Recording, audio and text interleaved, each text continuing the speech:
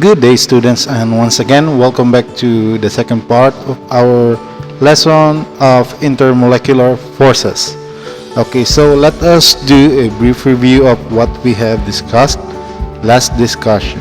Okay, so nung nakaraan ay nag-focus tayo sa topic na London dispersion force. Alright, so which is a typical type of a weak force then.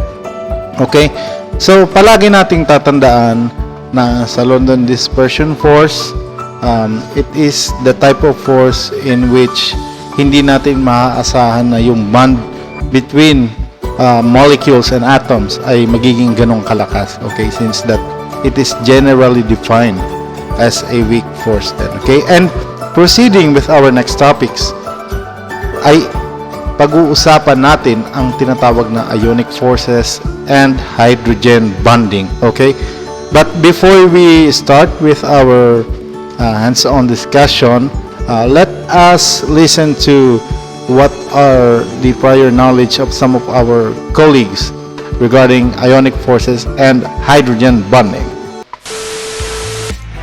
Hydrogen bonding is a special type of dipole-dipole attraction between molecules, not a covalent bond to a hydrogen atom.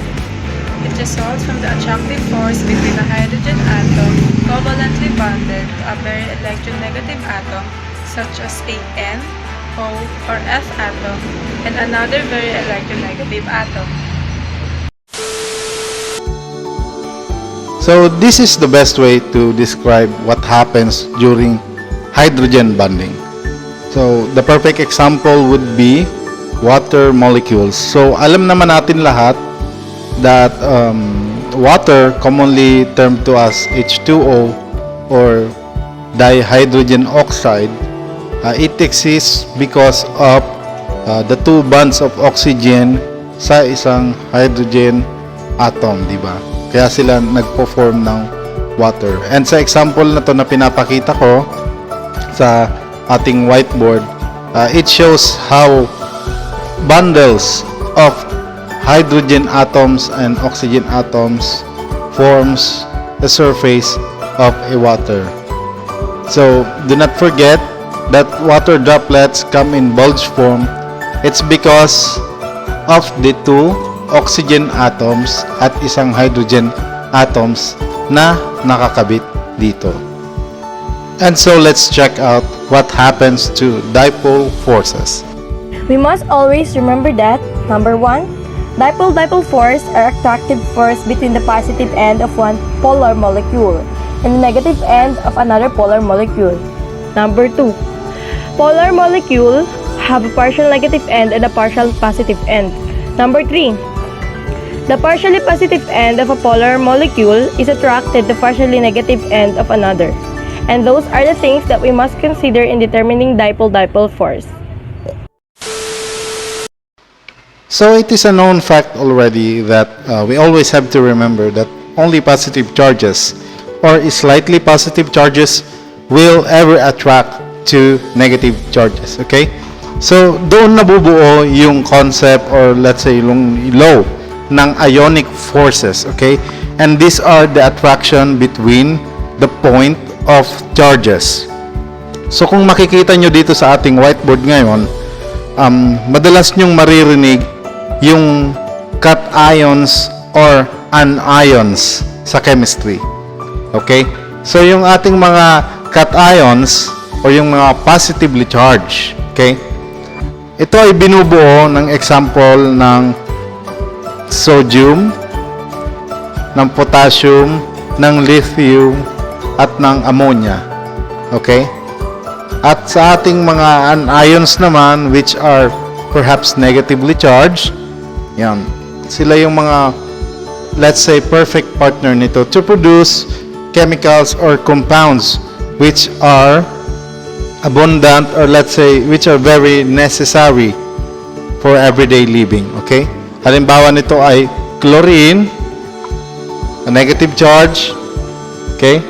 Yung iodine and yung fluoride or yung fluorine on the negative charge. Okay? So halimbawa, this would be the perfect example for this one.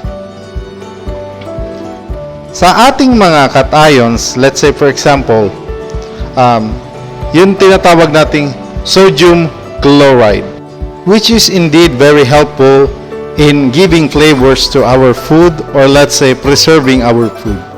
Sa mga hindi familiar dito, ito ho yung nakikita nyong asin sa kusina nyo. Iyan, sodium chloride. At sa pangalawa naman, yung ating potassium iodide. Okay? Yan ay binuo gamit ang cation na potassium at ng anion na iodine. So potassium iodide is well known to protect our thyroid, and likewise it is known as an expectorant. So mostly on medical field ang kanyang utility.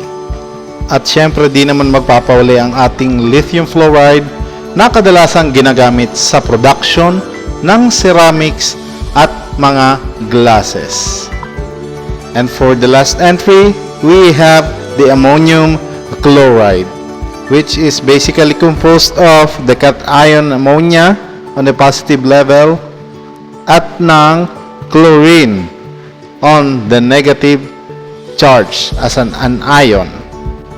So aside from being abundant in our body, it is also used in bread making and as an acidifying agent for food processing.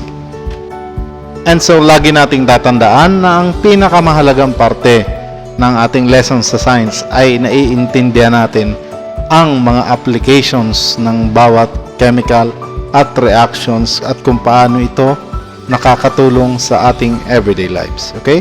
So until next lesson, goodbye everyone.